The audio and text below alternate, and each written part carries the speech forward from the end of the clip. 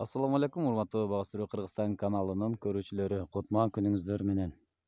Аксы жергесиндебиз. Аксынын Жергетал деген айылындабыз. Алдыңыздарда көрүнүп турган бак бул кара өрүк. Негизинен бул айыл Киреше булагы болуп, негизинен кара өрүк болуп саналат экен. Кара өрүктөн тышкары мал чарбачылык жана эгин тигин менен тиричилик болот бул айылда. Азыр биз ошол бактын ичине кирдик. Бактын аралыктары 4-5 аралыгында тигилиптир. 10 жаштагы бак экен. 10 жаштагы бак. Бул жер 44 соток жер экен. Ар бир катарында 50 түптөн кара өрүк бар экен. Ээси айтып атат, эгер жакшы болсо ар бир түбүнөн 100 килограммга чейин кайналы алууга болот дейт. Эгер 100 килограммдан эсептей турган болсок, анда бул жерде 200 түп боло турган болсо, 200 түптөн эсептесек канча болот? 220 тонна. 20 тоннадан кургатканда 3төн 1 түшө турган болсо, анда 7 тонна дейли. 100 тонна болгондо 700 миң киреше берет экен. Астынан арык кеткен мына. Арыкка азыгы берилет экен. Сорту кадимки эле аксынын кайналысы.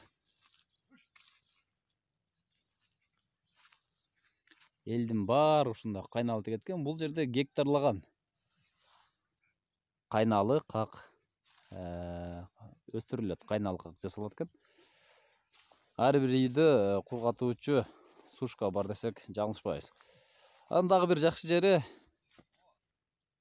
эгер коргон кыла турган болсо, мына тыгыз кылып туруп, зынды тартат экен дагы кайналын тигип коет экен. Бул кадимки дуал болуп калат экен, изгород болуп калат экен. Ошону менен бирге эле үстүнөн кадимки кайналын ала берет экен. Алса болот экен мына. Бул жер үлүш экен сырткары. Бул жерде көргөн дараган кара дарактын баары ошол кайналы болот экен да. Бир жерде өрүк, бир жерде алма, бул жерде болсо кайналы.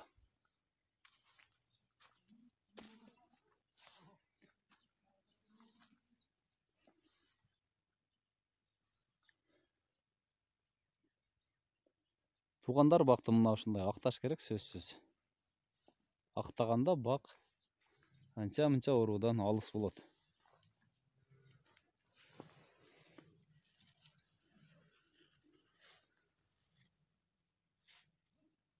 Кайналалардын бүчүрү пока уктап атат. Мынакей мына ушул гүл букеттерден кайналы берет. Толук мөмөгө отурган. Бактын мынакей өсүүсү бийиктиги ашып кетсе бир 6 метрден ашык окшойт.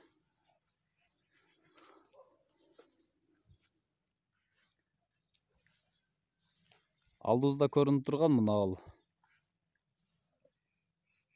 здание немеген? Баягы какты кургата турган сушилкасы экен.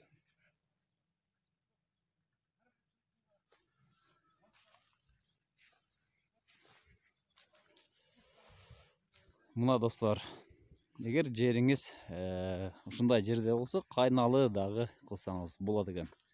Ар бир жердин өзүнө жараша дыйканчылыгы болот. Бул жер ушул кайналыга аябай жакшы маслашкан жер экен. Сонун. Жазында келсең, бул жерде өтө сонун бир бак болсо керек. Мага мына дуалы жакты.